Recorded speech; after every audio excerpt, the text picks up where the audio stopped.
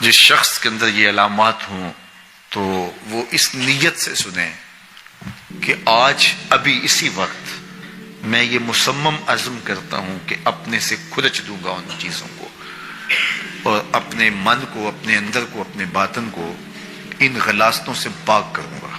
حضور نے ارشاد فرمایا، آیت المنافق ثلاث، منافق کی علامتیں 3 ہیں۔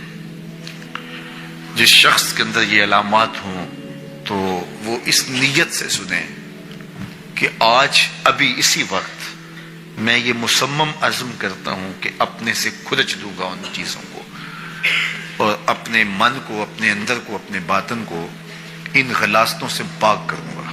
اور عملی موضوعات پہ بات کرنے کا میرا مقصود بھی یہی ہوتا ہے کہ ہماری زندگی میں، سب سے پہلے اپنی زندگی میں اور پھر میرے ملنے والوں کی زندگی کے اندر عملی طور پہ تبدیلی پیدا ہو۔ تو اس نیت کے ساتھ جب آپ سنیں گے تو اللہ برکت کرے گا۔ تو سنیے، رسول رحمت نے ارشاد فرمایا صلی اللہ علیہ وآلہ وسلم نے کہ منافق کی نشانیاں 3 ہیں۔ ان میں سے ایک، اذا حدث کذب، جب وہ بولتا ہے تو جھوٹ بولتا ہے۔ یہ منافق کی علامتوں میں سے ایک علامت ہے کہ اس کی زبان جھوٹ کی عادی ہوتی ہے۔ زندگی میں جھوٹ سے اپنے آپ کو بچائیں، یہ زہر قاتل ہے، اندر اجاڑ دیتا ہے، آپ کا معاشرے سے اعتبار ختم کر دیتا ہے اور آپ کی رسوائی کا سبب ہے۔ دوسرا ارشاد فرمایا، وَإِذَا وَعَدَ أَخْلَفَ، جب وہ وعدہ کرتا ہے تو وعدہ خلافی کرتا ہے۔ یہ منافق کی علامت ہے کہ وہ وعدہ پورا نہیں کرتا۔ میرے حضور کسی سے وعدہ کرتے ہیں کہ تیرے آنے تک یہاں کھڑا ہوں، اور وہ جا کے بھول جاتا ہے۔ میرے حضور 3 دن کھڑے رہتے ہیں، 3 دن کے بعد اچانک وہاں سے گزرا، دیکھا تو حضور کھڑے ہیں۔ بڑی شرمندگی ہوئی، ڈرتا ہوا آگے بڑھا، صرف اتنا کہا، یار تو نے مشقت میں ڈال دیا۔ 3 دن تک میرے حضور کھڑے، اور میں کہتا ہوں وہ تو 3 دن بعد واپس آ گیا۔ وہ نہ آتا 3 سال بھی کھڑا رہنا ہوتا، میرے حضور کھڑے رہتے کہ میں نے اس سے وعدہ کیا ہوا ہے۔ اور میں اور آپ دیکھیں کہ ہم کہاں کھڑے ہیں۔ ہم کسی سے وعدہ کریں، ہم خود وعدہ کرتے ہیں تمہیں 6 ماہ کے بعد پیسے دیں گے، وہ بیچارہ 6 ماہ کے بعد بھی جو ہے وہ 1 ماہ اور اوپر گزار لیتا ہے کہ چلو کوئی بات نہیں ہے، اور ہم اس کی موت کی دعا کر رہے ہیں، یا اللہ فوت ہی ہو جائے تو اچھی بات ہے۔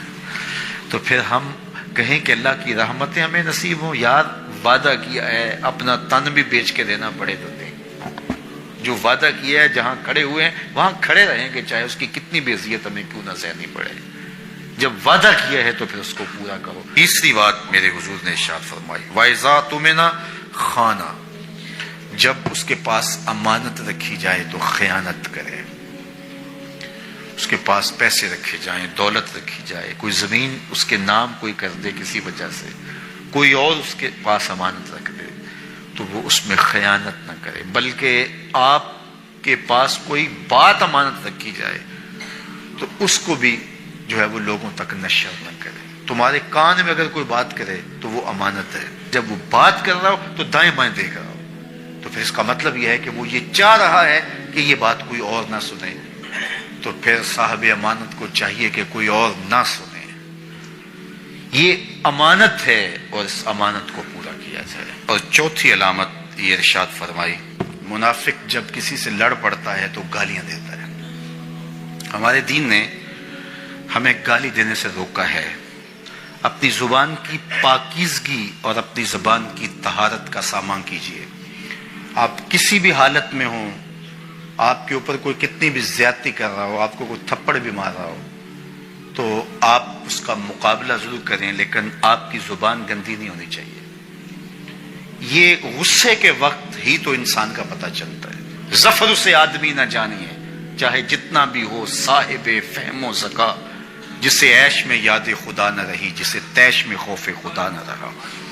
عیش کی زندگی ہو یا تیش کی زندگی، خوشی کا مرحلہ ہو یا مرحلہ غم ہو، آپ دیکھو نارمل زندگی کے اندر تو آپ معتدل ہوں گے ہی ہوں گے، لیکن جب آپ کا بیلنس خراب ہوتا ہے خوشیوں کے وفور کی وجہ سے، اس وقت پتہ چلے گا۔ یہ ہے انسان کا امتحان، یہ ہے انسان کی آزمائش۔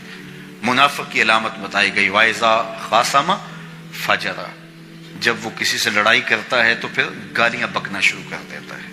یہ منافقوں کی علامات میں سے ایک علامت ہے، جب وہ لڑتا ہے تو گالیاں بکتا ہے، جھوٹ بولتا ہے، امانت میں خیانت کرتا ہے، اور عہد کرے تو اس کی پاسبانی نہیں کرتا۔ اللہ ہمیں عہد کی پاسبانی کی توفیق دے۔